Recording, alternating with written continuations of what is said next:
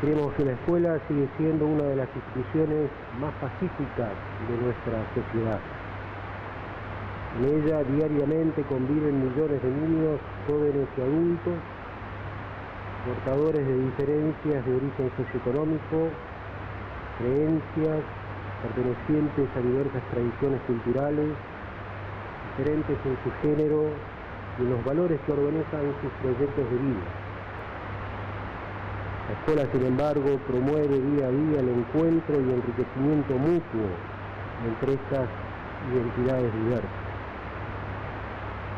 Frente a fenómenos de violencia en las escuelas nuevos, por los actores que los protagonizan, los escenarios virtuales en que se realizan, o por las formas en que se expresan, el Ministerio Nacional tiene una política en ejecución desde hace 8 años.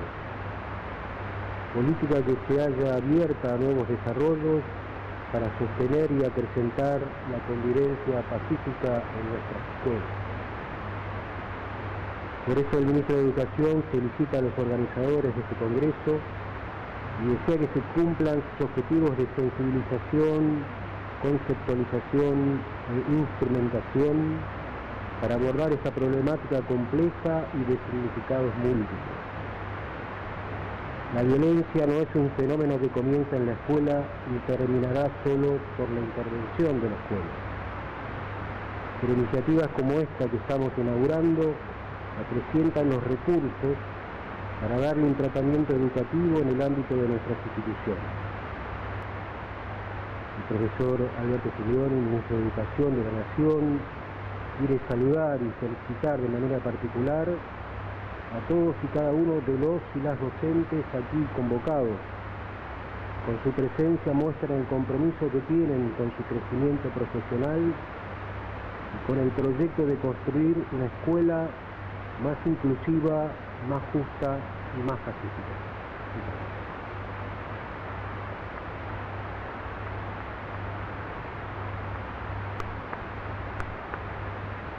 Le agradecemos sus palabras al magíster Fernando Neto, representando entonces al Ministro de Educación de la Nación, el doctor Giglioni. El secretario nacional de Niñez, Adolescencia y Familia, dependiente del Ministerio de Desarrollo Social de la Nación, nos ha hecho llegar su salutación, dice el doctor Gabriel Lerner en esta nota.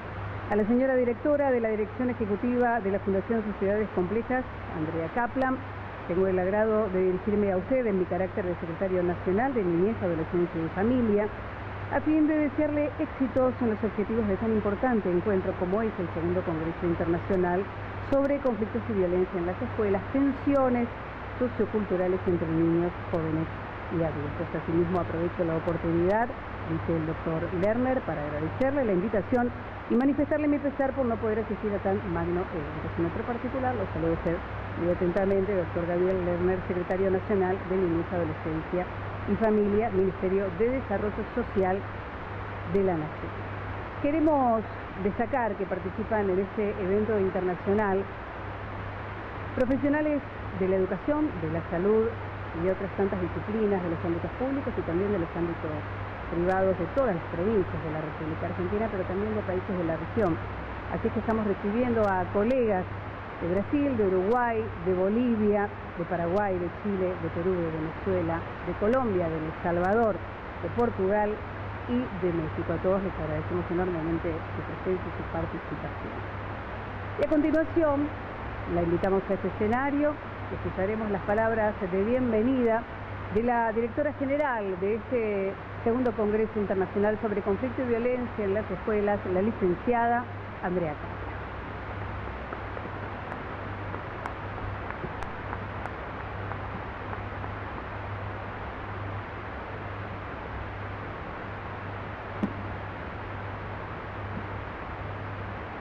Buenas tardes, en nombre de la Fundación Sociedades Complejas les agradezco a todos y todas quienes están hoy presentes y les doy la bienvenida a esta actividad académica. Desde la Fundación impulsamos hace unos años el proyecto Escuela y Violencia, Sociedades Complejas para Niños y Jóvenes, en el marco del cual llevamos a cabo en octubre de 2009 la primera edición de este Congreso Internacional. En aquel momento nos centramos en pensar en un marco multidisciplinario cuáles son los roles que asumimos los adultos, padres, maestros, pediatras y psicólogos para con los niños y jóvenes cuya crianza, salud y educación son nuestra responsabilidad. Hablábamos de modelos más rígidos y otros más flexibles, de la posibilidad de poner límites, de las diferencias entre autoridad y autoritarismo y de las reservas que tenemos al pensar la necesidad de ejercer nuestra autoridad en tanto referentes de los chicos en un país que ha padecido el autoritarismo político-militar tan duramente. Aquella, la del Congreso de 2009, fue una experiencia muy enriquecedora en la que participaron más de 1000 profesionales de distintas provincias de Argentina y de distintos países de la región. Hoy estamos inaugurando un nuevo espacio en el cual, profundizando y avanzando en lo trabajado hace 3 años, vamos a compartir estrategias de intervención para la prevención y el abordaje de los conflictos y las violencias. Por eso les propongo contextualizar esos conflictos y esas violencias en términos sociales, históricos, culturales, políticos y económicos, y pensar que la escuela y sus actores no son ni únicos culpables ni exclusivos responsables de los episodios de agresión y maltrato que tienen lugar en los tiempos y espacios de la vida cotidiana escolar. Debemos pensar cuáles son las formas y los elementos que hacen a la violencia social actual y cómo se presenta esta violencia en las escuelas. Porque es allí, en esas representaciones sociales de la violencia, donde se producen los sentidos que grandes y chicos compartimos en los distintos lugares en los que participamos. Los chicos pasan hoy día mucho tiempo en la escuela, doble escolaridad, talleres extracurriculares, prehora, así se relacionan con otros desde pequeños. En las aulas y en los patios escolares manifiestan sus angustias, sus miedos, sus posibilidades y sus imposibilidades, y reproducen las violencias que los atraviesan objetiva y subjetivamente. Algunos de los ejes que tejen estas tramas y violentan nuestros vínculos y que deberíamos resolver, atender, comprender, en paralelo a abordar la violencia que se desea en las escuelas, que es aquí y ahora, y nos reclama, nos hace estar alertas, sí, pero con una visión amplia para evitar las estigmatizaciones y los reduccionismos, sobre todo teniendo en cuenta que estamos hablando de niños, niñas y jóvenes. Decía entonces que los ejes que creo, o algunos de ellos que creo que deberíamos considerar en paralelo a las intervenciones concretas que día a día intentamos, a veces más exitosamente que otros, poner en práctica en las escuelas. Algunos de los ejes, desde mi punto de vista y la gente que colabora con nosotros en la Fundación, serían los medios masivos de comunicación que amplifican y manipulan la información, la estigmatización de niños y jóvenes. Hay una tendencia en la actualidad a la clasificación y el etiquetamiento. En otro de los proyectos en los que trabajamos desde 2006, que es el Fórum ADD, observamos y denunciamos con preocupación el auge que ha tomado en los últimos años la medicalización y patologización de la infancia y la adolescencia. Niños inquietos, desatentos, más lentos, más rápidos, revoltosos, son rotulados con siglas tomadas del DSM, el Manual de Diagnóstico y Estadística de Patologías Mentales de la Asociación de Psiquiatría Americana, que engloba un puñado de síntomas y nos devuelve el nombre de un trastorno.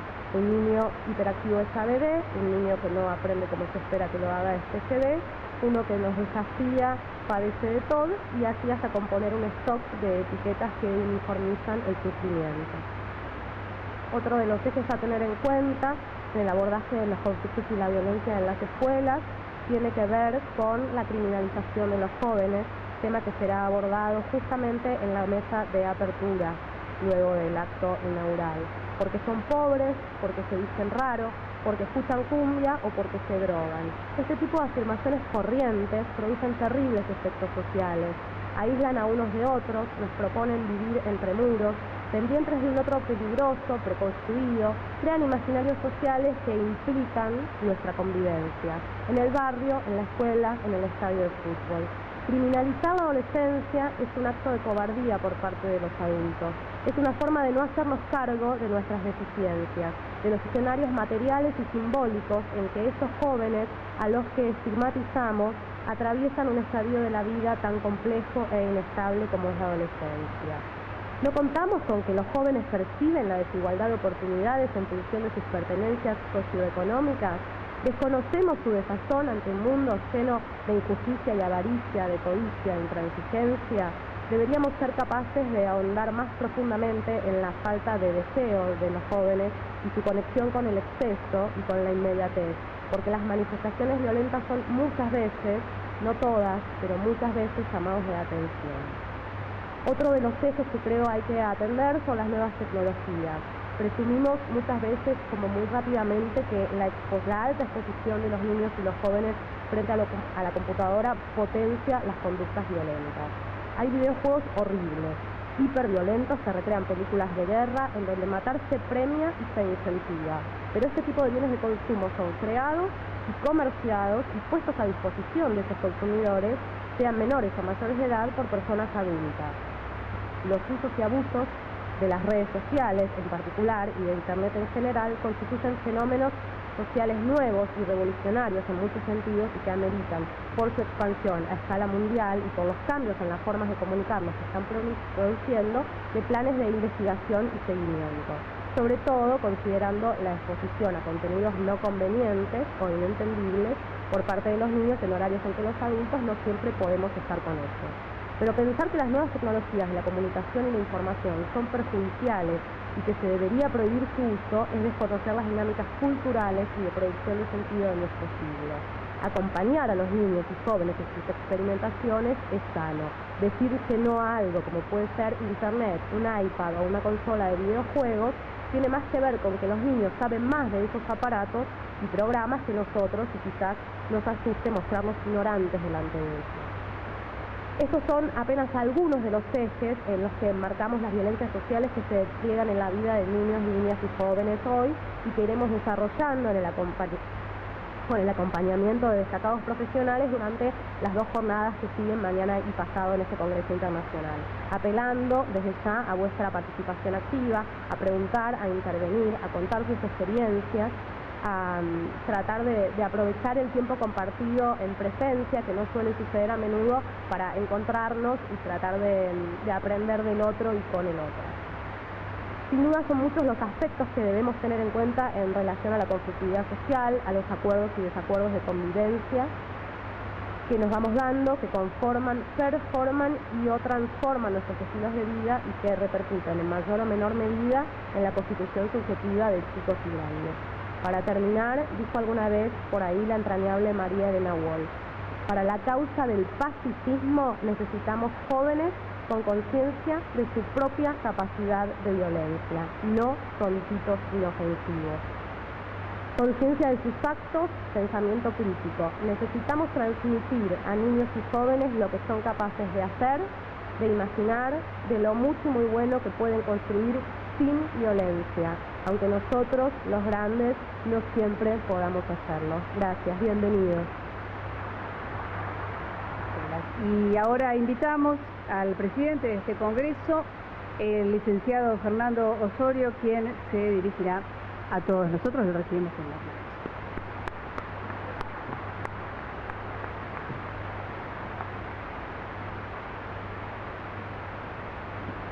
No sé cómo voy a hacer para estar acá, porque yo soy ADD. No sé cómo hacer para estar acá en este lugar tan chiquito, pero bueno, aquí estamos. Primero vamos con los agradecimientos. En primer lugar a Daniel Kaplan por Novedades Educativas y Noveduc Libros, a Andrea Kaplan por la renovada confianza. Nuevamente me convocan para pensar los ejes temáticos y los contenidos que surgen del seminario Violencia en las Escuelas. Esta actividad la vengo desarrollando desde hace 10 años y a la que muchos de ustedes han honrado con su presencia, así que les estoy muy agradecido. Es emotivo verlos acá. Quiero agradecer el interés de la Universidad de Buenos Aires por el seminario, que ya este año cumple 10 años y va a ser integrado, o mejor dicho, ya está integrado a los programas de extensión universitaria de la UBA, y que por suerte retomaremos la actividad en agosto. También estoy muy agradecido a un grupo de colegas, amigos, que de modo desinteresado quisieron integrar el equipo de coordinadores de los diferentes espacios de disertación. Quiero nombrarlos: la licenciada Jacqueline Becker, licenciada Adriana Bersi, licenciada Adriana Bonano, licenciado Claudio Vitinto, licenciada Mónica Granowski, licenciado Carlos Futulek, licenciada María Angélica Leva, licenciado Damián Melzer, licenciada Natalia Nathanson, licenciada María Julia Romano, profesor Norberto Russo, doctor Sergio Schindler y la licenciada Montserrat Lobo. Quiero mencionar también a la licenciada Sandra Zanussi especialmente, que además de ser la secretaria científica de este evento, comparte conmigo la dirección asistencial de Estudios para la Infancia. Bueno, hasta acá los agradecimientos, nos vamos a meter un poquito en tema. Les propongo como responsable académico de este congreso hacer un recorrido por algunos ejes temáticos que, lejos de querer arribar a respuestas cerradas, se proponen como conjeturas para abrir el debate. ¿Por qué necesitamos debatir? Porque impera desde hace un par de décadas un discurso epidemiológico sobre la realidad que pretende deseducarnos. Y deseducar a la población equivale a imbecilizar sujetos. Uno de los ejes que les propongo pensar tiene que ver con la época que estamos transitando, la posmodernidad. Este discurso epidemiológico posmoderno, que tergiversa la realidad, plantea un dilema ético que quiero compartir con ustedes. No tenemos la convicción de que muchos estudios y estrategias epidemiológicas respondan a las necesidades de las poblaciones que investigan, sino, en muchos casos, a intereses económico-políticos. Este discurso epidemiológico ante la caída y vaciamiento de algunos valores éticos y morales, vinculados, por ejemplo, a la cultura, a las tradiciones, expresa que esto no es así y afirma que no hay tal caída y vaciamiento. Y agrega que aquel que insista en denunciar este derrumbe padece de una nostalgia conservadora. Queridos colegas, a la luz de muchos hechos que no hacen más que dinamitar el psiquismo de nuestros hijos y alumnos, me declaro nostálgicamente conservador. Les propongo también pensar sobre la orfandad con la que se educan y crían muchos de nuestros hijos y nuestros alumnos. ¿Por qué? Porque hay una pretensión discursiva de hacernos creer que esa orfandad no existe. Nos quieren convencer de que en realidad se trata de autonomía. Este discurso también agrega que el origen de esa orfandad no es la que genera los conflictos con nuestros hijos y alumnos. Levanten la mano quienes tienen hijos. Los acompañan el sentimiento.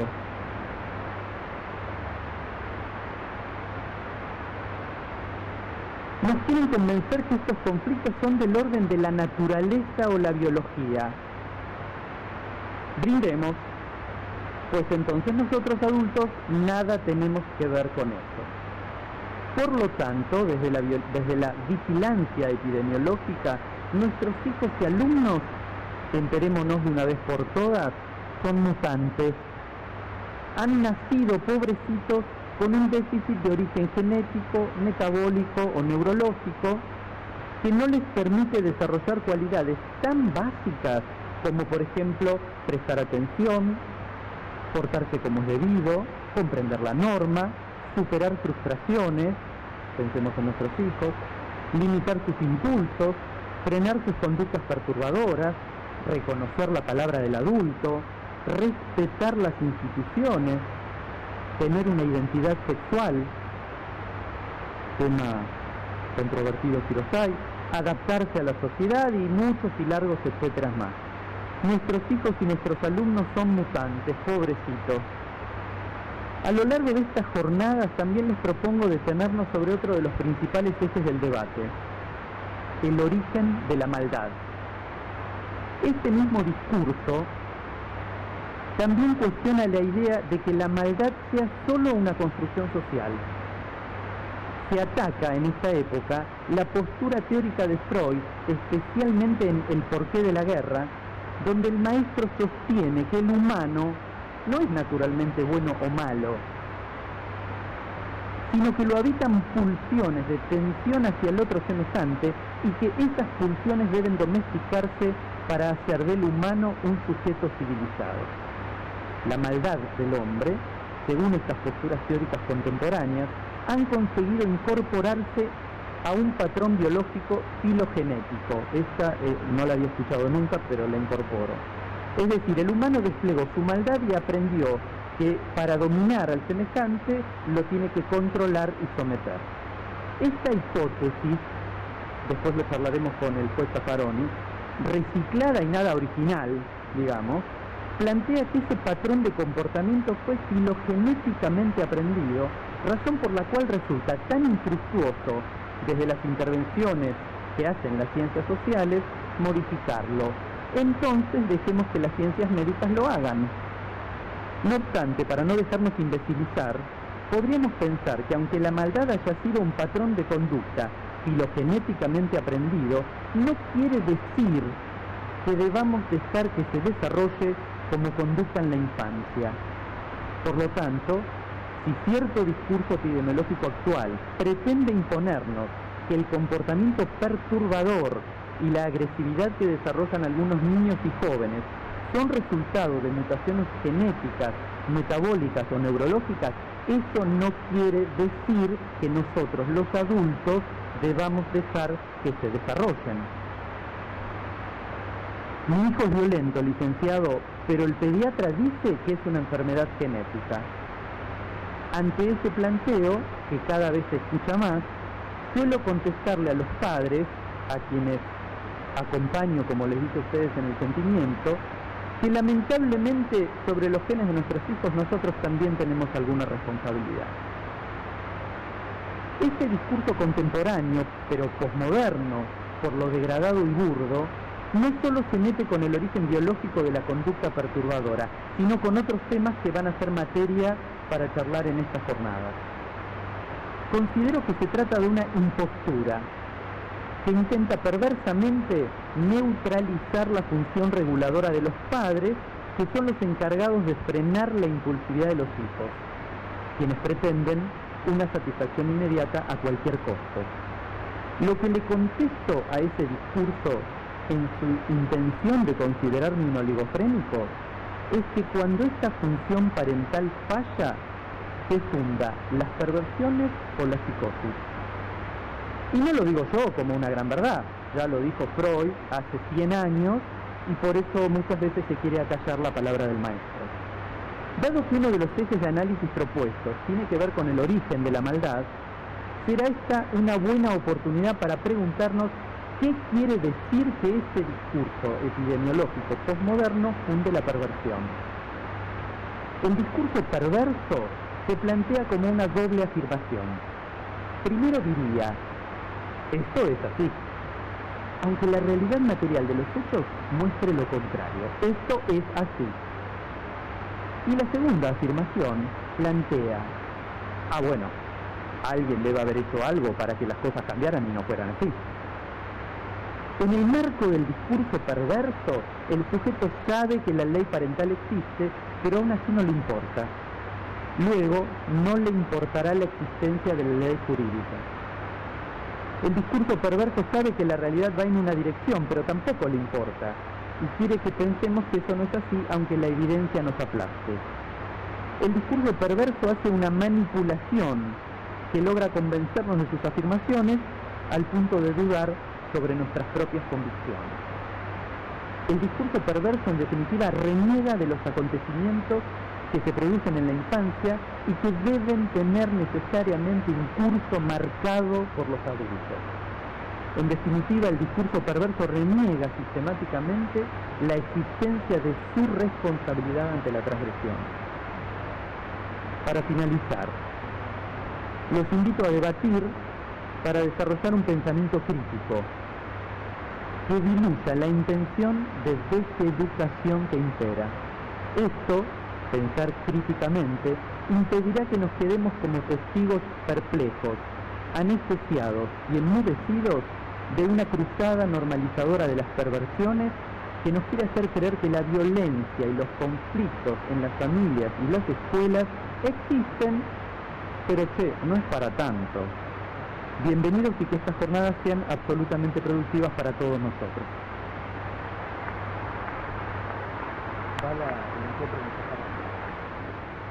Vamos a dar comienzo ahora a la mesa de apertura. Invitamos entonces en este momento a que el juez de la Corte Suprema de Justicia de la Nación Argentina, el doctor Eugenio Raúl Zaffaroni, se acerque a este escenario. La mesa de apertura de este segundo Congreso Internacional sobre Conflictos y Violencia en las Escuelas abordará la cuestión de la criminología mediática y la manipulación del miedo. Recibimos con un aplauso al doctor Zaffaroni.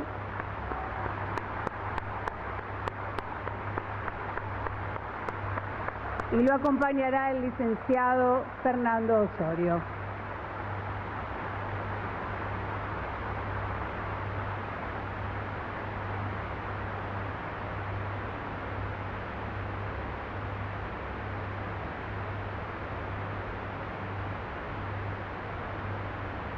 Bueno, bienvenido, doctor. Esperen, no quiero tomar el agua que no me corresponde. Sobre todo cuando estés al lado. No sé por qué no quiere que lo presenten, pero yo lo voy a presentar, no se enoja. El doctor Zaffaroni es ministro de la Corte Suprema de Justicia de la Nación Argentina. Fue nombrado por una treintena de prestigiosas universidades de América Latina y Europa como doctor honoris causa. Es vicepresidente de la Asociación Internacional de Derecho Penal y miembro del panel de juristas eminentes de la Comisión Internacional de Juristas. Cuando nos sentamos con el doctor Zaffaroni a pensar esta mesa, nos pareció interesante la posibilidad de generar algún diálogo sobre la temática, porque queríamos que no fuera estrictamente una conferencia sobre la criminología mediática tal como está planteada en sus escritos, sino tratar de ver qué posibilidades tenemos de pensar esta temática vinculada a la violencia que se desarrolla en los establecimientos educativos. Entonces le propuse al doctor Zaffaroni trabajar sobre tres ejes. Uno tiene que ver con el siguiente: para explicar la personalidad antisocial, la antropología criminal, que es la ciencia de principios del siglo pasado que explica a partir de ciertos estigmas biológicos cómo se construye la conducta criminal y la personalidad antisocial. En sus postulados aparece el determinismo biológico.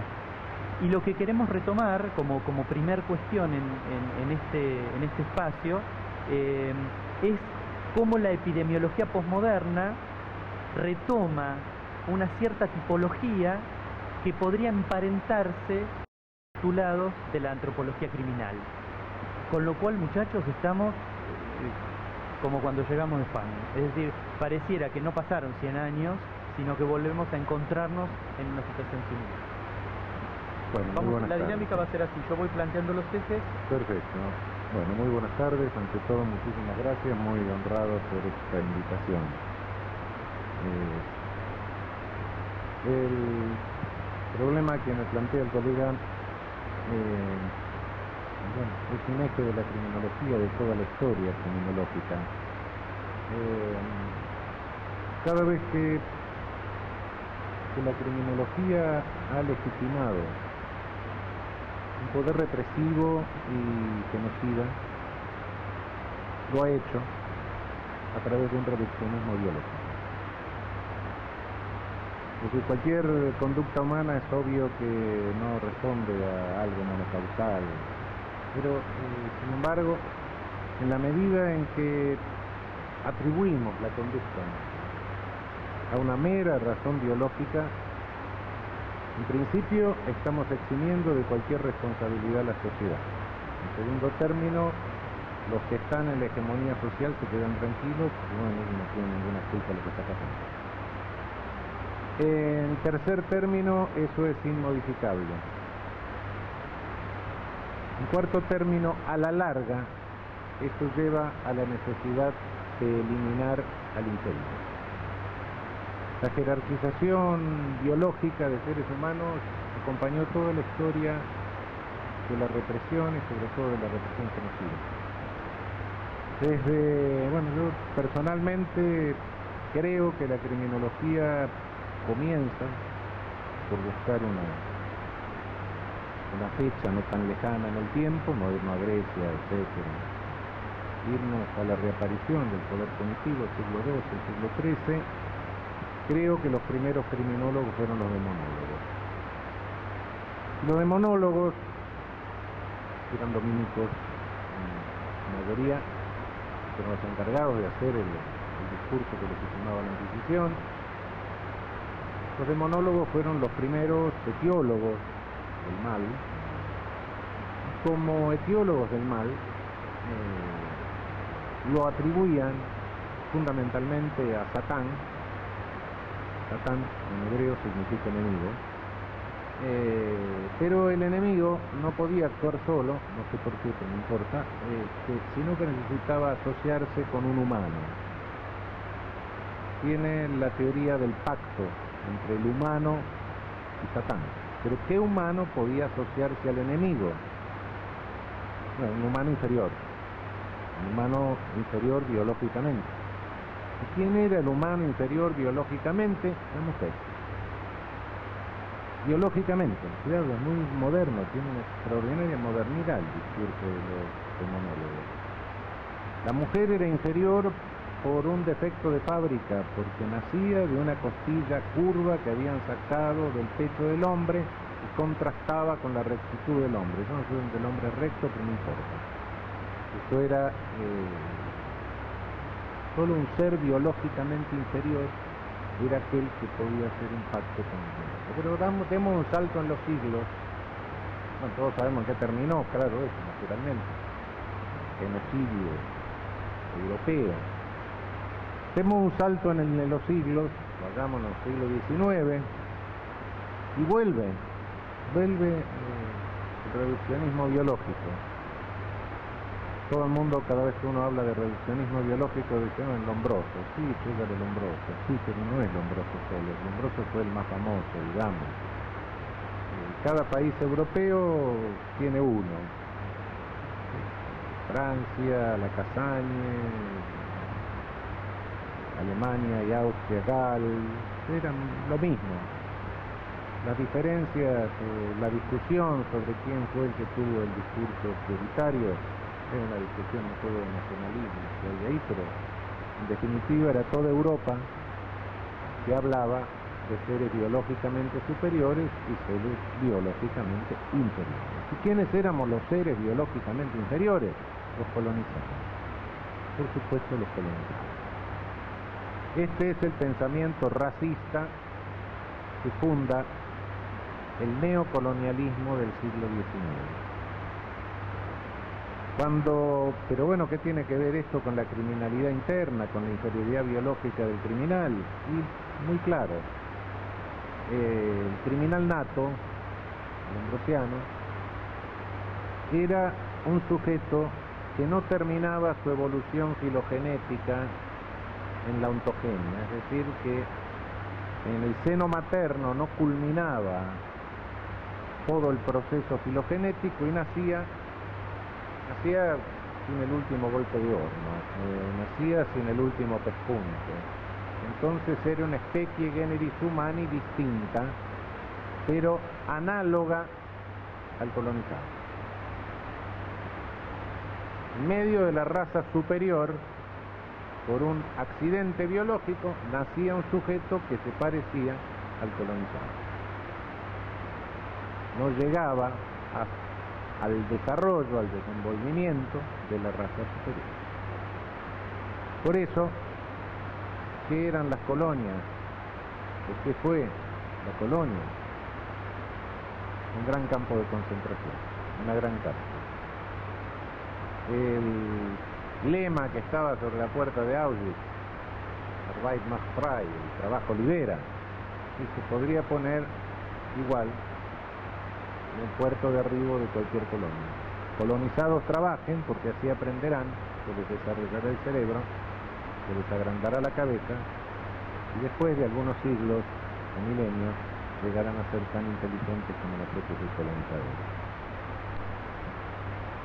Es decir, esa criminología biológica de fines del siglo XIX, comienzo del siglo XX, que tuvo bastantes seguidores entre nosotros en América Latina, porque fue una criminología que emparentó perfectamente con nuestras repúblicas oligárquicas, es decir, con minorías iluminadas, que no podían entregar el poder como lo marcaban las constituciones hipócritamente liberales que habían sancionado, no podían entregar el poder al pueblo, porque el pueblo era ignorante, el pueblo necesitaba desarrollar la cabeza, etcétera, etcétera, etcétera. Las ridiculeces de Herbert Spencer, que sostenía que el sexo y el cerebro se alimentaban de lo mismo, entonces las razas inferiores aumentaban más el sexo, eran más frecuentes, se desarrollaban más de abajo, y las razas superiores se desarrollaban más de arriba. Entonces, que causa gracia, pero estos señores que sostenían semejante barbaridad, retratos al óleo de estos señores con marco renacentista dorado pendiente de la pared de nuestras universidades. Pero no termina ahí, el desgraciado itinerario del reduccionismo biológico sigue. Naturalmente todos sabemos que todo este racismo, sabemos cómo terminó, sigue, y bueno, terminó no solo en la Shoah, terminó en todos los genocidios que pretenden la pureza, la limpieza, la depuración racial, nacional, etc. Pero bueno, eso en lo grande. En lo que hace a la vinculación de criminología y psicopatología, siguió. Tuvimos manifestaciones menos conocidas, pero no por eso menos aberrantes. Las intervenciones del famoso doctor Egas Muniz, trepanaciones, que un discípulo de él, norteamericano, le decía a través de la órbita ocular, un martillazo para atrás para matar unas cuantas neuronas del frontal. Esas intervenciones neurológicas, y este señor Egas Muniz, que no se llamaba así, no me acuerdo cómo se llamaba, pero que se copió el nombre y el apellido de un antepasado de él de unos 500 años antes. Este señor, que tuvo el premio Nobel, por otra parte, le dieron el premio Nobel de Medicina, fue responsable de la trepanación, se calcula de entre 100 y 200.000 personas en el mundo. En el año 1947 hubo en Lisboa un congreso internacional de neurocirugía, no era neurocirugía, era otra denominación, pero más o menos parecida, organizado por Egas Muniz. Al año siguiente le dieron el premio Nobel, y a ese congreso concurrió una delegación argentina. Concurrió una delegación argentina que llevaba un trabajo elaborado en nuestro oficio acá en la ciudad de Buenos Aires, donde los médicos habían seleccionado unos 20 pacientes, les habían agujereado el cráneo y matado unas cuantas células frontales, y bueno, el resultado era que 2 o 3 se habían muerto, pero no tenían nada que ver con la operación, y unos 7 u 8 parecían estar más tranquilos, y los restantes estaban igual. Uno lee eso. Cuidado, estamos a tiro de piedra en el tiempo, ¿no? Veo mucha gente joven, porque somos más veteranos y ya íbamos a la escuela cuando estaban pasando estas cosas, nos salvamos de milagro, ¿no? Pasaban acá. No estoy hablando de la Shoah, no estoy hablando de la Gestapo, no, estoy hablando de lo que sucedía acá bajo el ropaje científico, bajo el ropaje de garantía científica. Y bueno, la cosa siguió, algunas veces con menos consecuencias menos dramáticas, otras veces con consecuencias bastante dramáticas. Todos nos acordamos de los años 50, 60, los niños hiperactivos, ¿qué solución tenían? Electrochoques. Después vino el chaleco químico, claro, ahora se reparten pastillas a lo loco para todo el mundo.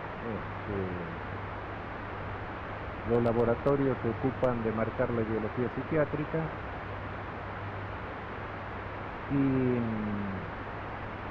y después por el año 60 se descubrió algo interesante, que fue la gran novedad, el gran reverdecer del biologismo criminal, se descubrió que hay algunas personas que tienen un cromosoma más, un cromosoma masculino más,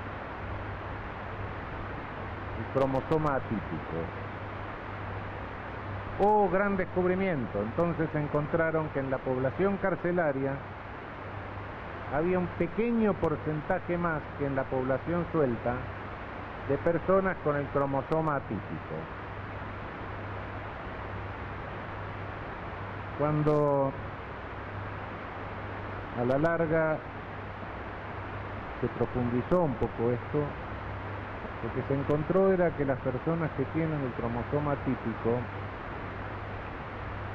son más altas que la media de la población, son más asimétricas. La asimetría facial es un signo de notoria fealdad. Hay una cosa que se hace, que es tomar una fotografía, cortar, reproducir por un juego fotográfico las dos mitades del rostro. Cuando las dos mitades son muy diferentes, sí, produce una reacción estética no agradable. Estas personas tenían mayores asimetrías faciales y además eran ligeramente débiles mentales, menor cociente intelectual. Por consiguiente, eran más notorias y más torpes, llamaban más la atención.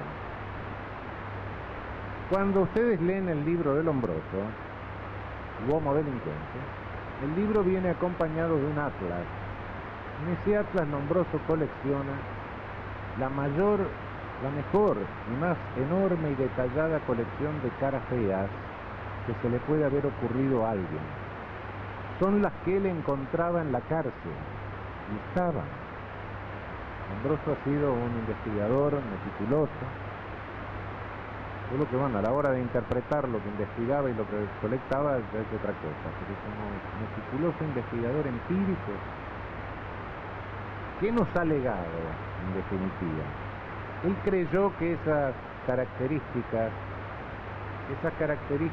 que hacían que esa población fuese más o menos parecida a los colonizados, y él lo dice, tiene caracteres africanoides o mongoloides.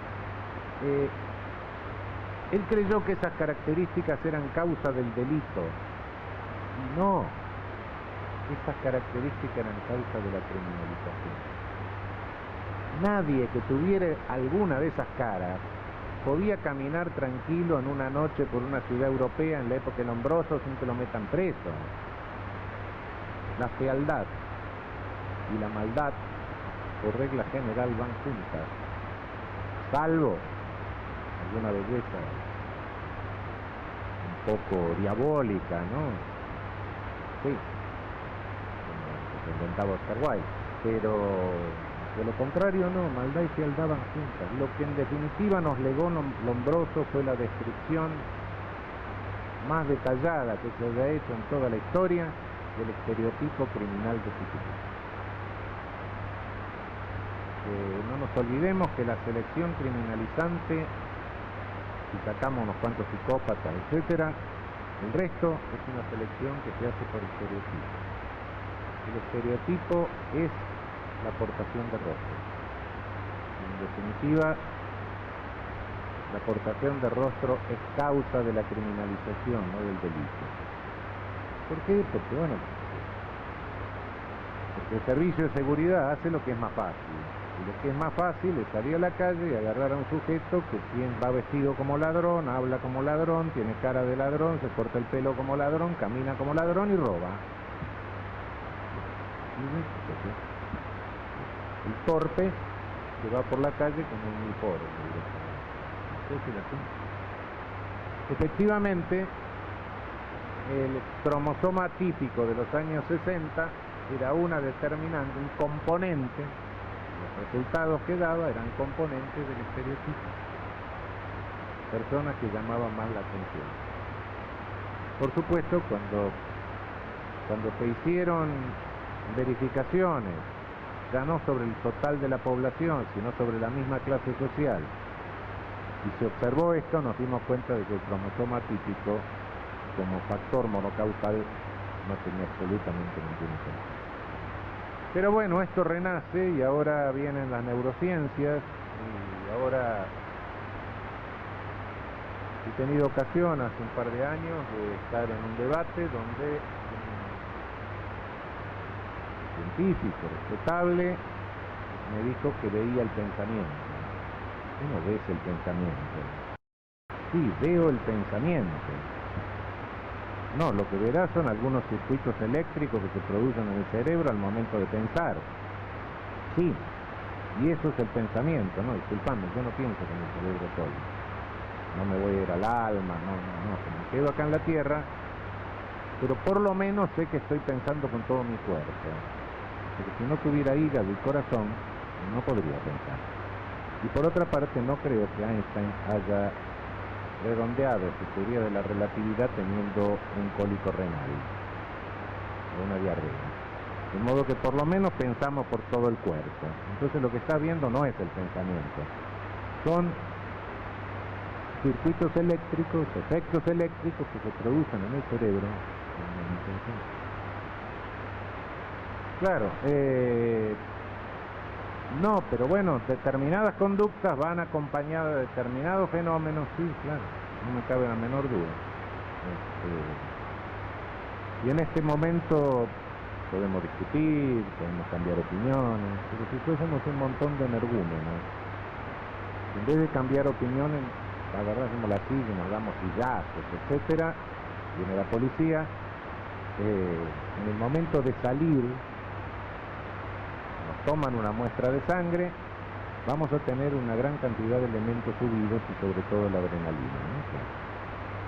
Ahora, ¿se nos subió la adrenalina porque somos energúmenos o somos energúmenos porque tenemos más adrenalina? Evidentemente no lo podemos decir. Va acompañada de un fenómeno de carácter biológico. Pero cuidado, no le podemos atribuir al fenómeno de carácter biológico esa característica molecular. Claro que hay hoy toda una criminología de las neurociencias que dicen una serie de cosas muy raras también. No niego los avances científicos, no niego que hay que tener mucho cuidado porque cada vez que en criminología apareció alguna novedad, esa novedad la criminología se la tragó y empezó a decir que eso explica el delito. Un día descubrieron que teníamos hormonas. Y bueno, entonces se fundó la endocrinología criminal, que después de escribir muchos libros, algunos con un títulos muy impresionantes, por cierto, Verteraufbau und Charakter, que escribió un señor Kretschmer por ahí, lo que descubrió es que había gordos, atléticos, flacos y displásicos. Más o menos en la esquina de casa los muchachos hacen la misma clasificación, ¿eh? Sí, el flaco, el gordo, el urso y el yeti. Libros enteros.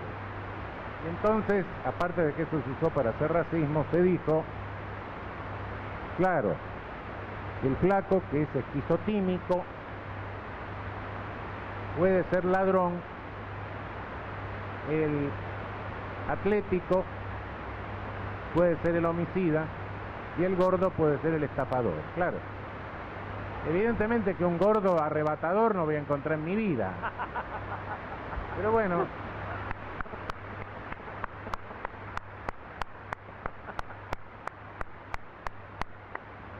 paredes enteras llenas de libros con estas estupideces.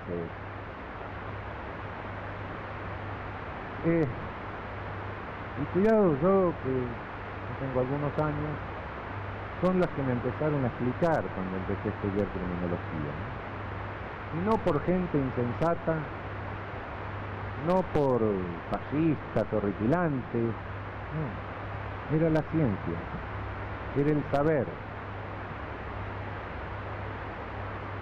Y bueno, ahora el equipo de Sarkozy decía que podía, desde los jardines de infantes, desde el kindergarten, podía saber qué niños iban a ser inadaptados sociales. pueblo, Corti Ricordo. Creo que estamos un poco más preparados por toda esta historia, espero que no volvamos a caer en esta ridiculez. En la pedagogía ustedes conocen capítulos más o menos parecidos. Conocemos algunos señores que parece que se inventaron historias incluso, y que determinaron y fundaron, y dieron los fundamentos para sistemas educacionales que creían que desde los 12 años podían determinar en algún país que lo tiene si un niño tenía que ir a la universidad o tenía que ir a la escuela tecnológica.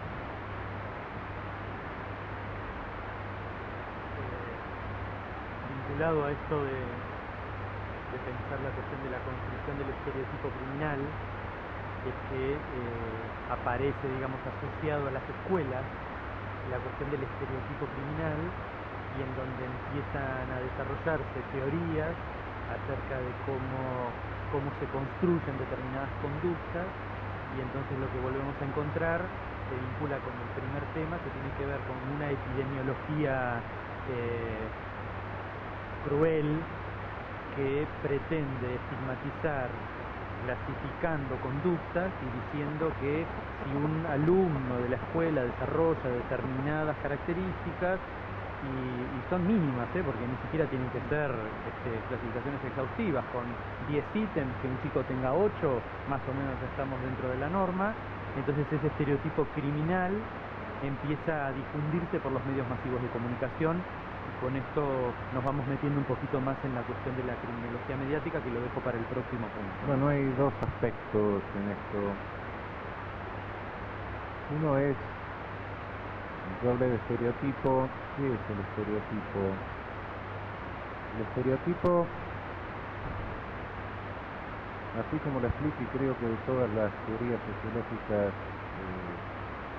menos contemporáneas, el concepto más claro está dado por el interaccionismo simbólico y por la sociología de recepción más o menos fenomenológica. Es cierto que el estereotipo es externo, uno observa a un sujeto como portador de estereotipos, sí, pero también está introyectado. Cuidado con eso.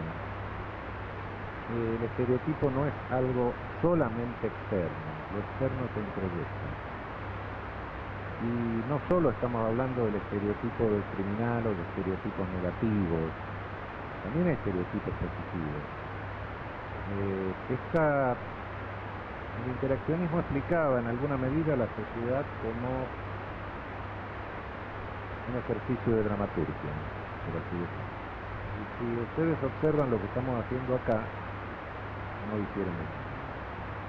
Ustedes son el público, ustedes son los organizadores y yo soy el actor. Ustedes esperan de mí más o menos esto que estoy haciendo. Yo espero de ustedes que más o menos me escuchen. Y el organizador que todo salga más o menos bien.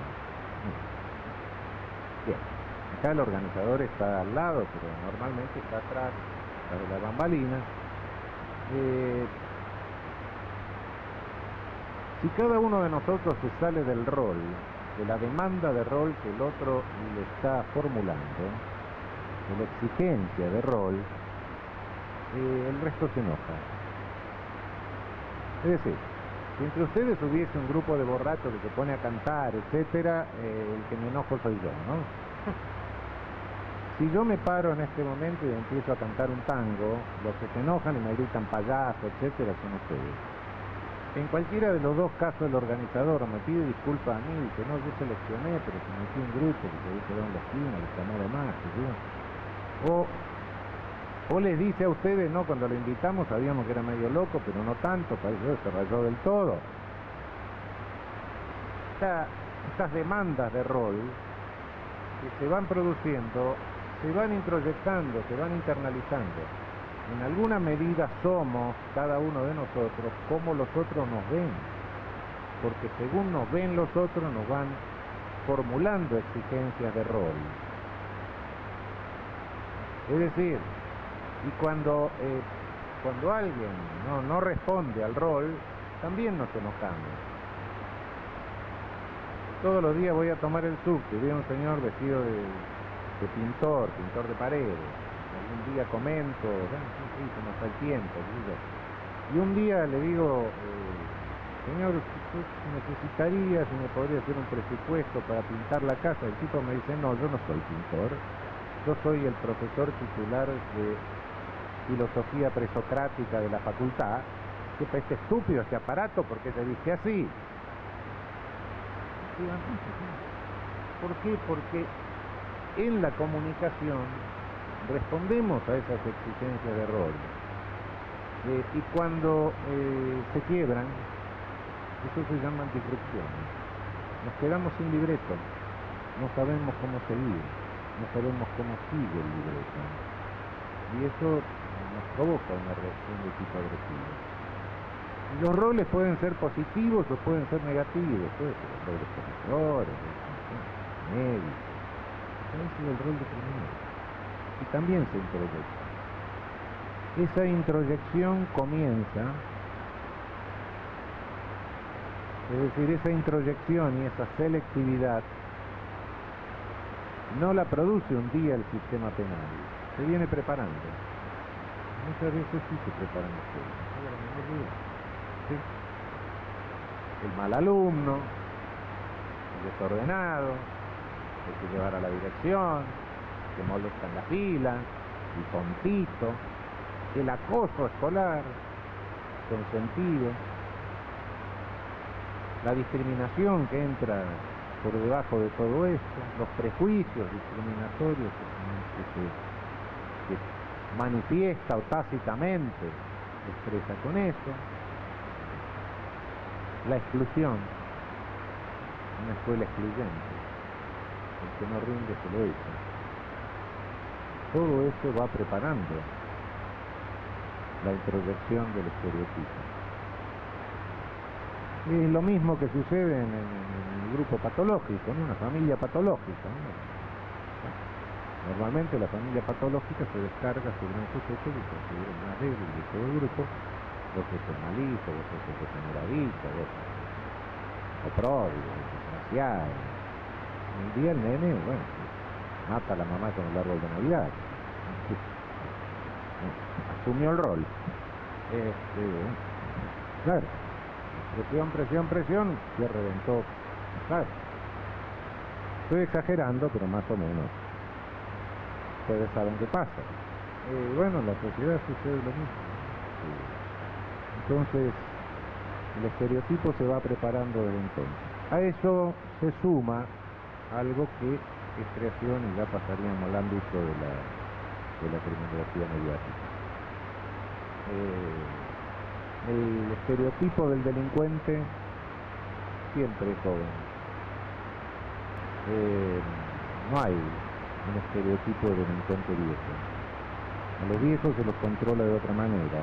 Bueno, primero que históricamente son recientes, la gente se moría joven.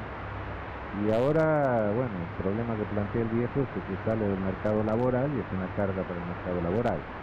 Entonces, hay toda una discriminación de la tercera edad, una discriminación etaria en ese sentido, que no tiene nada que ver con eso.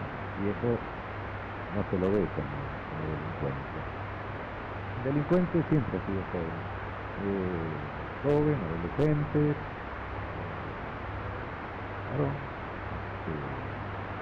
ahora entra la mujer en una cosa, pero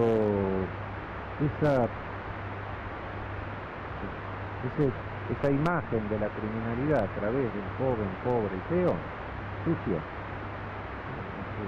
se torna. Entonces, claro, vincular eso a la escuela, vincular cualquier manifestación de agresividad, que sea una reacción de tipo biológico, medical, etc. Cuidado, con esto no estoy diciendo que no haya sido epiléptico, por ejemplo, ¿no? ¿no? Si hay realmente una patología biológicamente registrable, eso es otra cosa, ¿no? Pero no, esto se generaliza, ¿no? Entonces, gratuitamente, es como si naciesen así, provienen de determinados sectores sociales, generalmente de los barrios precarios.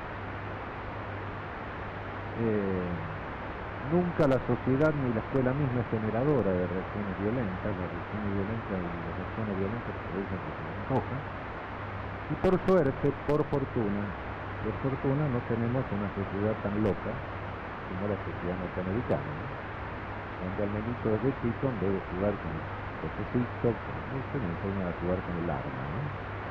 Entonces un día hay acoso sexual en la escuela, hay acoso escolar, hay todo género de acoso y discriminación. Un día el nene entra con una pistola y mata a la mitad de la escuela, ¿no? Y afortunadamente eso, aunque nosotros no es un fenómeno generalizado, ha habido algún caso, no es un fenómeno general. Pero cuidado que hay una base de violencia que puede generarse en la escuela, hay una base de discriminación que alimenta el estereotipo, y la preparación para la exclusión a través del estereotipo, sí, en la sociedad generalmente se viene dando de una escuela y de un barrio. No es que surge un día así, no, se va gestando. Pensaba en lo que aprendimos cuando cursamos criminología en la facultad, su insistencia en que pudiéramos pensar que la realidad era una construcción social, ¿no? Leyendo a Herbert Luckmann, en relación pensaba al estereotipo criminal que está asociado a la escuela, que es realmente mediatizado por todo lo que son los mass media en esta época, y entonces el estereotipo aparece como una construcción social. Esa construcción social se compra como tal y finalmente ya no se sabe si es que los chicos se portan mal dentro de la escuela o es que la escuela genera que los chicos se portan mal.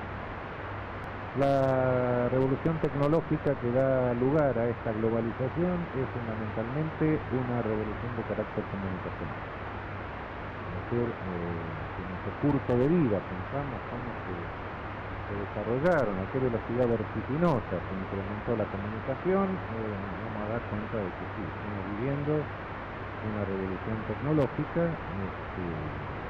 pero de carácter básicamente comunicacional. Esto tiene una serie de efectos sociales muy importantes. Como siempre, frente a esto hay los entusiastas de cualquier cambio y también están los apocalípticos, ¿no? Y tan muy es un momento de poder, tenemos que reconocer esta realidad. Y si bien, por cierto, a través de los medios masivos de comunicación social siempre se ha ido creando la realidad, porque la realidad yo no tengo un contacto con la realidad es algo que me llega seleccionado.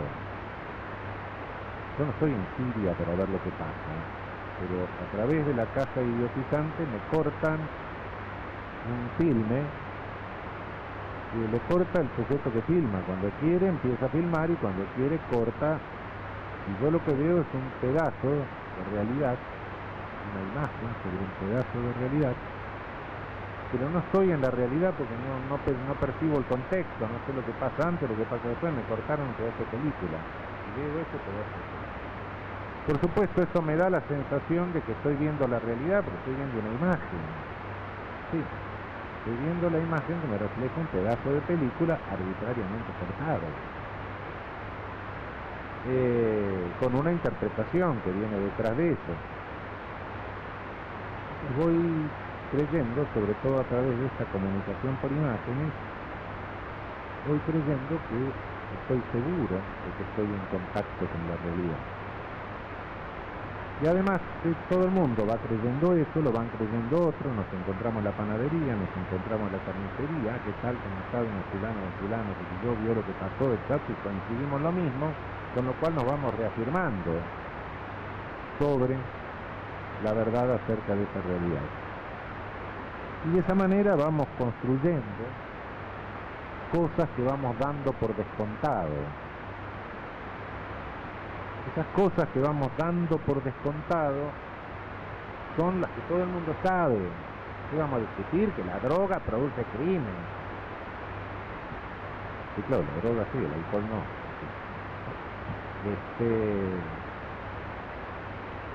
Es decir, hay una serie de cosas que son, claro, por supuesto que hay distintos niveles de cosas que damos por descontadas. Hay algunas que las tenemos que dar por descontadas para que no nos lleven a un manicomio, por supuesto, ¿no?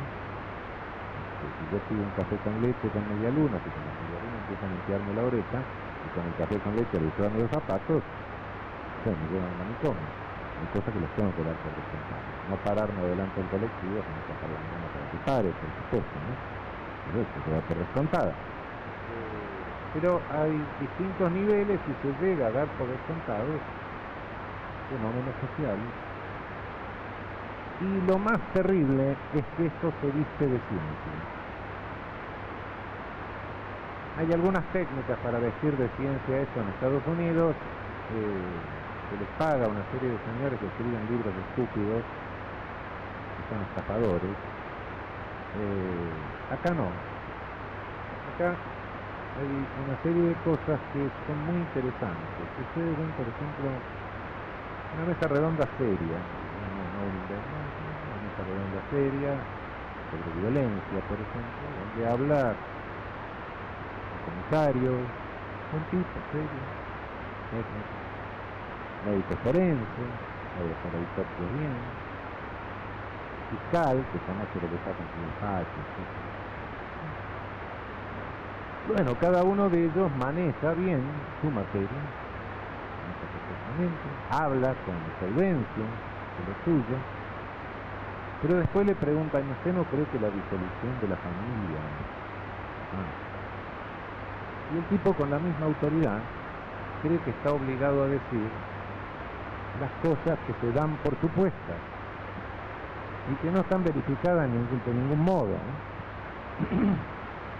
¿Por qué? Porque para hacer una autopsia el señor nunca tuvo que ver a Robert Merton, ni falta le hace, lo puede hacer muy bien, pero no sabe quién es. Es decir, no conoce nada sobre lo que es investigación sociológica, lo que es una encuesta de victimización, lo que es una encuesta de autoinculpación, lo que es un... No, y habla sobre los fenómenos sociales como le parece, y le parece, ¿por qué? Porque se ha dado por descontado que son así. Es el grave problema. Y el que lo escucha dice, este señor es un científico. Sí, claro, un científico que lo suyo lo sabe. El resto no. El resto está a través de un rizo de retroalimentación, aparatos que lo ponen en marcha y lo van a parar, está reiterando el mismo discurso de los medios. Todo esto, claro, esto varía en el tiempo. Normalmente lo que se va creando en el mundo a través de esto es una manipulación de miedos para ejercer el control social. Estos miedos normalmente tienen una base real, y una base real siempre hay, no pueden pensar algo de nada, directamente la imaginación. No, son ilusorios, pero no alucinantes. Algo hay. Pero ese algo se absolutiza creando una realidad absolutamente paranoide, que es, y aquí sí, desvirtúa el condicionamiento filogenético del miedo. El miedo, que no tiene miedo, es psicópata. El miedo está condicionado filogenéticamente, tanto en el animal como en nosotros, para preservarnos de los riesgos reales. Ahora, si nosotros absolutizamos un riesgo, es porque dejamos de ver los otros. Qué terrible miedo a que nos asalten y nos maten. Y a que nos suicidemos, que es mucho mayor el número. Y a que nos mate un auto cuando cruzamos por la calle, que es mucho mayor el número. Y a que nos maten amigos y familiares, que es mucho mayor el número, y que nos maten asaltantes en la calle. Pero el otro sale chiquito, salvo que haya algo morboso en el medio, ¿no? Lo morboso ya es otra cosa. Pero si no, sale chiquito. Y lo que sale grande es 6 columnas, es el homicidio en ocasión de robo. Sí, cuando los números nos dicen, mire que esto Hay que prevenirlo, hay que hacer cosas, etcétera. No salgamos con una matraca a la calle, pero cuidado que el peligro de muerte es mucho más extenso y tenemos que comenzar a cuidarnos de nosotros, de nuestra depresión, a cuidarnos del tránsito, a cuidarnos de los amigos y los parientes y después del asaltante.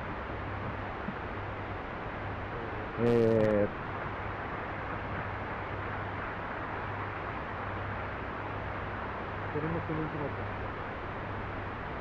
No, quería decir lo siguiente, esta manipulación viene de Estados Unidos, se genera en Estados Unidos por fines de los años 70 con las administraciones republicanas. Estados Unidos hasta entonces decide un país normal, sistema penal interesante, con algunas cosas muy interesantes. La pena de muerte la acababa de declarar inconstitucional la Suprema Corte. Por los 70 esa era la impresión que daba Estados Unidos. Por los 80 hay un desplazamiento de recursos, de programas asistenciales a programas represivos, se le dispara el índice de cristianización y pasa de lejos, sobrepasa de lejos a Rusia, que siempre ha sido la campeona de la cristianización, ahí sale barato, porque no es Siberia. Y hoy tiene 2,5 millones de pesos, más 3 millones de personas controladas por el sistema penal en algo que más o menos es nuestra libertad condicional en nuestra Convención. 5 millones de personas, 5 millones y pico de personas presas o controladas por el sistema penal, como ustedes se darán cuenta, es una enorme demanda de servicios, con lo cual eso sirve incluso como variable para el empleo y el desempleo. Esto le cuesta 200.000 millones de dólares por año. Es decir, reduce el Estado a una función que es amedrentar a los sectores excluidos, por un lado, para mantenerlos controlados y garantizar el predominio de las grandes corporaciones económicas. Este programa, naturalmente, de los 2,5 millones de presos que tiene, a partir del año 89, más del 50% son afroamericanos. Cada negro norteamericano, de cada 3 negros norteamericanos de 20 y 30 años hombres, hay uno preso. Supongo que el resto serán latinos, eso no me consta, pero presumo que sí. Este aparato tiene una publicidad que se mundializa, que planetaria. Uno va a cualquier lado y además no solo se planetariza por las técnicas de los comunicadores sociales o formadores de opinión, como se quiere llamar, por la incentivación de la venganza que ellos hacen, por la generación de víctimas héroes que hacen una víctima, que tiene empatía, etcétera. A partir de él hacen decir a la víctima de buen tono, etcétera, hasta que la víctima se gasta, se empieza a decir barbaridad, la tiran y dejan. Eso es, y además hay algunas características que dependen de la institucionalidad de cada uno. Esto se expande por el planeta y más se va a expandir por Europa, que ahora no lo tiene, pero no sé cómo va a ser, porque necesariamente que no tiene tampoco los 2,5 millones de dólares, con las características que está asumiendo la economía europea en este momento. No hay país que pueda imitar esto, porque ningún país fabrica dólares para hacer semejante barbaridad, de modo que el sistema penal no puede más. Se transmite no solo a través de discursos, sino que se transmite también a través de comunicación de entretenimiento. La comunicación de entretenimiento con la serie policial es la forma de introyectarse de temprano, cuando sentamos un nene delante del televisor y el televisor funciona de babysitter, de meterlo en el equipo psicológico, de las únicas soluciones a todos los conflictos son soluciones violentas que tenemos. A través de eso voy a sintetizar lo que es la estructura de cualquier serie policial, pero bueno, solo basta mirar 3 o 4 series policiales, si uno hace zapping va a haber en una hora más muertes de los que no conocidos por dentro del año de la ciudad, con un grado de crueldad con la realidad se da muchas veces, pero como ustedes saben, el héroe de casi todas las series policiales es un psicópata, un sujeto que no tiene miedo, un sujeto que pasa por encima de las reglas de derecho, un sujeto que gracias a eso logra salvar a la muchachita, que siempre parece estúpida y que está en el momento menos indicado, y además es un hiperactivo total, un hipersensal, porque naturalmente después que terminó que tiene una hipersensibilidad al dolor, están caminando, y después que termina de hacer todo eso se va con la muchacha, ¿no? El psicópata perfecto, no tiene miedo. Esto se transmite, claro, ¿quién es el estereotipo ideal? El estereotipo ideal es alguien que pueda generar miedo, tiene que ser el terrorista. Terrorista porque tiene un elemento que es el elemento conspirativo. Pero donde no hay terrorismo, y bueno, se tiene que conformar con un sucedáneo. El último sucedáneo, el último por descarte, es el adolescente de barrio social. Esto viene de toda la vida, ¿no? Solo que el adolescente de barrio precario no es el ideal del estereotipo del ciudad unitario. ¿Por qué? Sí, porque el movimiento conspirativo no se lo podemos hacer. Pero es el evangelio, ¿no? Cristo estaba entre dos ladrones,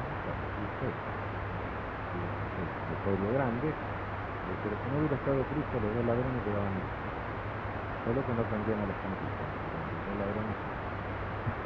Es el ciudadano, ¿no? Cuando no tenemos mejor candidato. Bueno, el tercer punto que planteamos en aquella reunión para tratar hoy, voy a hacer el planteo y voy a leer algo de la cuestión criminal que escribió un juez que le va a resultar conocido. La criminología mediática estigmatiza a un conjunto social, decíamos, que tiene que ver con la escuela, para atribuirle una criminalidad, es como hablar de violencia juvenil, ¿no? Y entonces en ese sentido, los ejes principales no solo de este congreso, sino del seminario de violencia en las escuelas que venimos desarrollando hace 10 años, es tratar de desterrar la idea de violencia escolar como violencia juvenil para hablar de violencia en las escuelas. Entonces voy a leer un párrafo de la cuestión criminal. Dice el juez Zaffaroni, que es un chico piola, dice... el juez... La Suprema, sí, que me dijo que no lo diga, bueno. Raúl Eugenio. Yo realmente vengo como profesor emérito de la Universidad de Buenos Aires, que me lo gané, yo que soy un estudiante político. Bueno.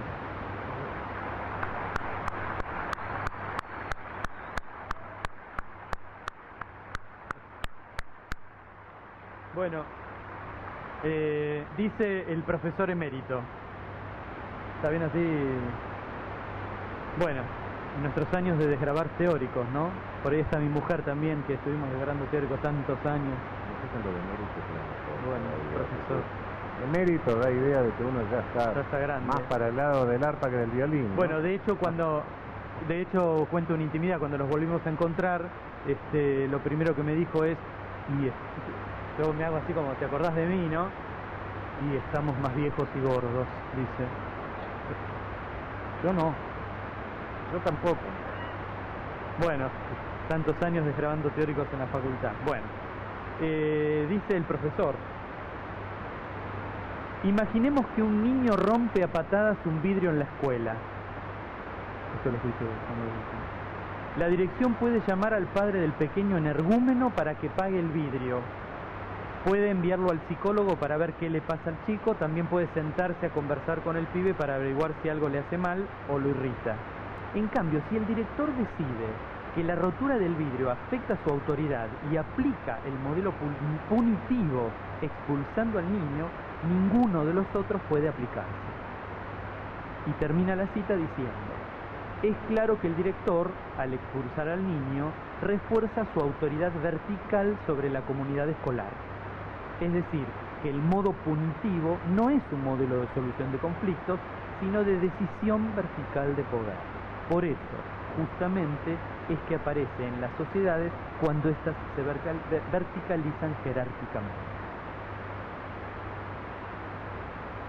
Veamos una última idea, como para cerrar, respecto Cuando- de esta criminología mediática que estigmatiza al conjunto social que es la escuela. Cuando la sociedad se verticaliza, es decir, hace una corporación, adopta una jerarquía, adopta una jerarquía corporativa, es decir, adopta una forma de ser. En la historia esto pasó muchas veces y después las sociedades entraron en crisis también, ¿no?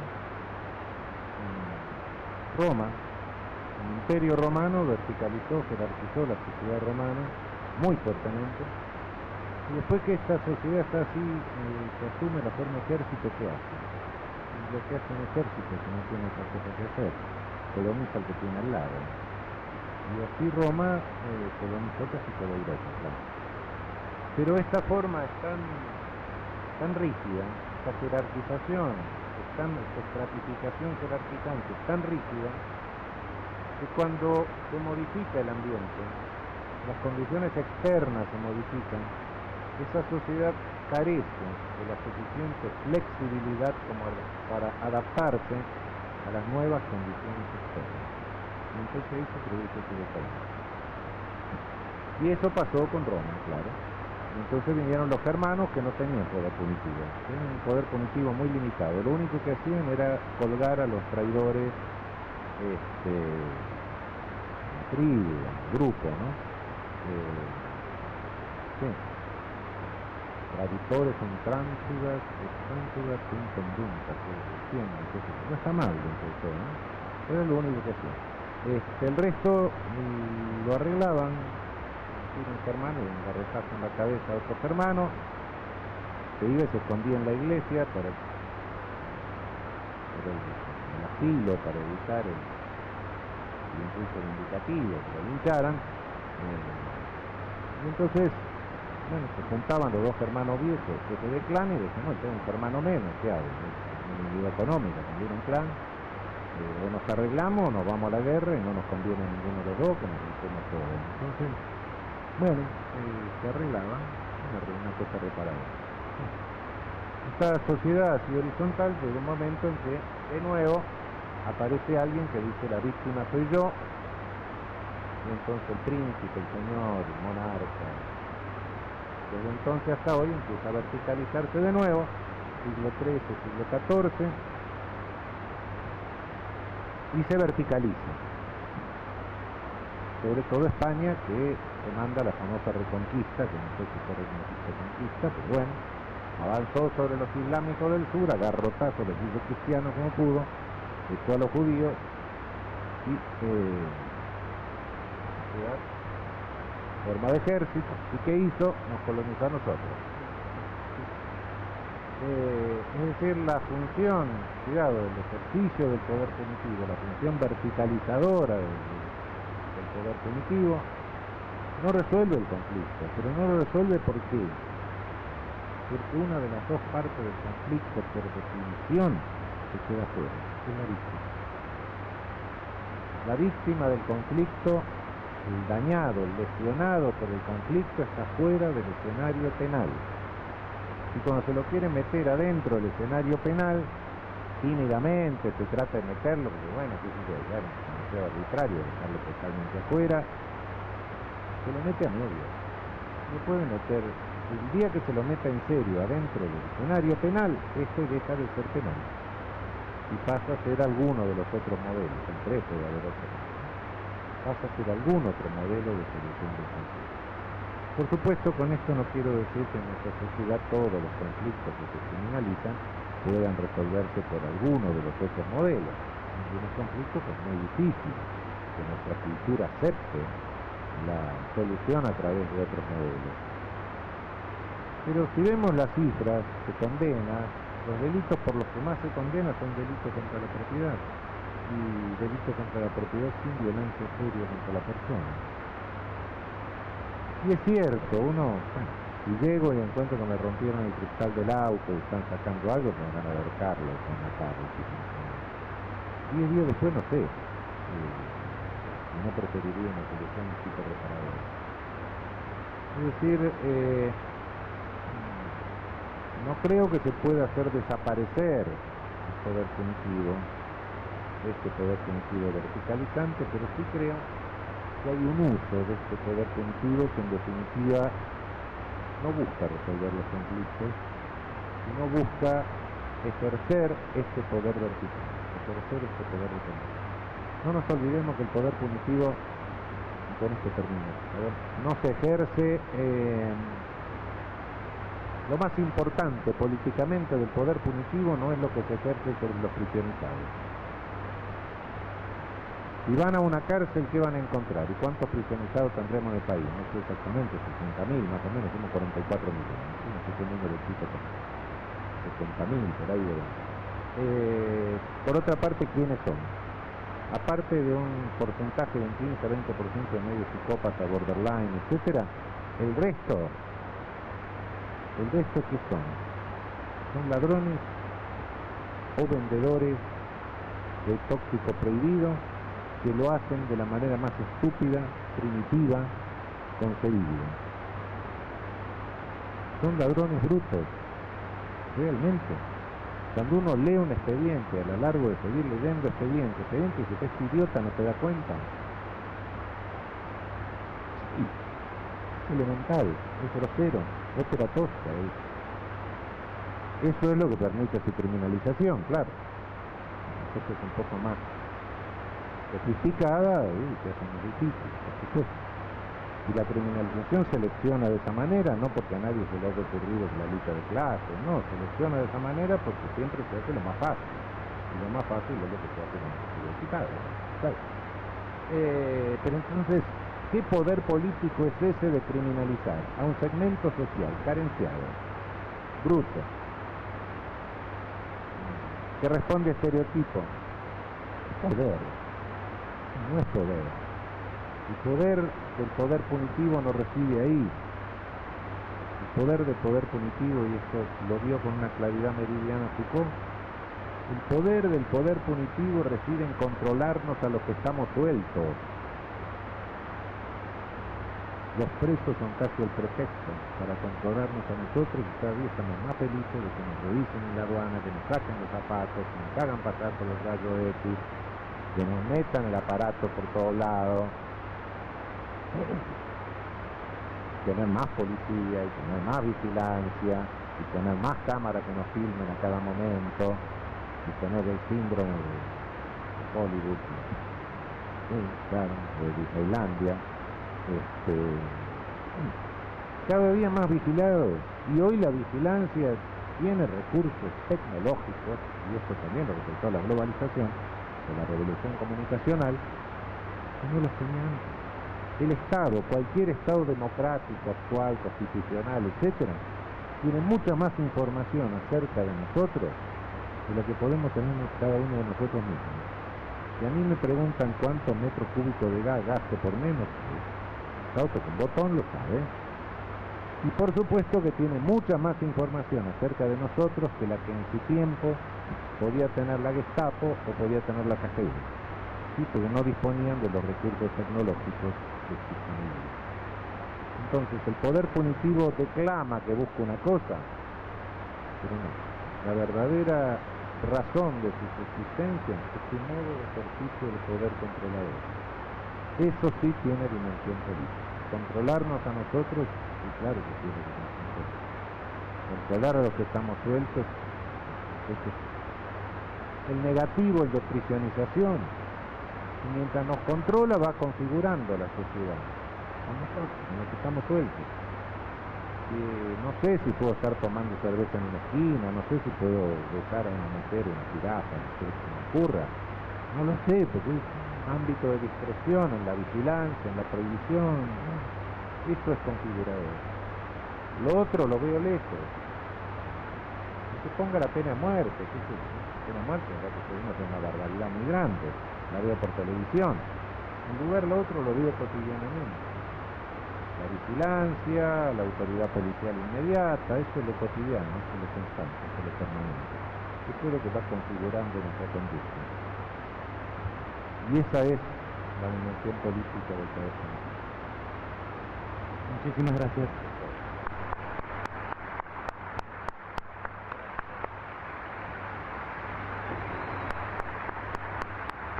Muchísimas gracias por su presencia y nos encontramos mañana.